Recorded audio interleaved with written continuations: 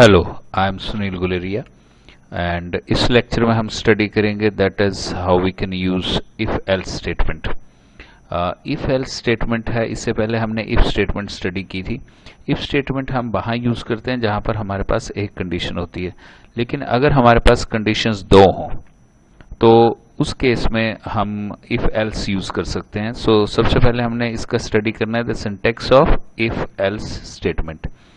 If else statement का syntax है, पहले आपने इफ स्टेटमेंट इफ हमारे पास कीवर्ड है या आपने इफ लिखना है, फिर पैरेंथेसिस स्टार्ट, फिर उसके बीच में कंडीशन लिखनी है, फिर parenthesis close, curly braces start, statement 1, statement 2, semicolon, statement 3 and up to so on. जितनी भी स्टेटमेंट्स हो वो लिखें आप, और उसके बाद आपने ब्लॉक बंद कर देना है, ब्लॉक क्लोज करना है या कर्ली ब्रेसेस क्लोज करनी है। उसके बाद एल्स हमारा जुड़ जाएगा, एल्स लगाएंगे और एल्स के साथ फिर ब्लॉक स्टार्ट होगा और उसके बीच में एल्स वाले पार्ट की सारी स्टेटमेंट्स लिख देंगे और उसके बाद एल्स ब्लॉक को क्लोज करेंगे। अब हमने इसको समझना है कि इसकी जो एग्जीक्यूशन है वो कैसे होगी। तो सबसे पहले जो कंट्रोल है वो control will come to the condition. तो हम यहाँ पर माइंड में रखेंगे सबसे पहले कंट्रोल कंडीशन पे आएगा। और पहले भी हमने डिस्कस किया था इफ में कि यहाँ पर हमारे पास ऑपरेटर होगा, और मोस्टली जो ऑपरेटर्स होते हैं वो हमारे पास रिलेशनल ऑपरेटर्स होते हैं जिसमें ट्रू और फॉल्स होता है। सो अगर कंडीशन यहाँ पे ट्रू एवेल्यूएट होती है तो कंट्रोल जो है वो आपका इफ ब्लॉक में आता है। तो अगर इफ ब्लॉक में आया तो क्या होगा कि this statement then this statement then this statement will be executed and फिर कंट्रोल यहाँ आ जाएगा।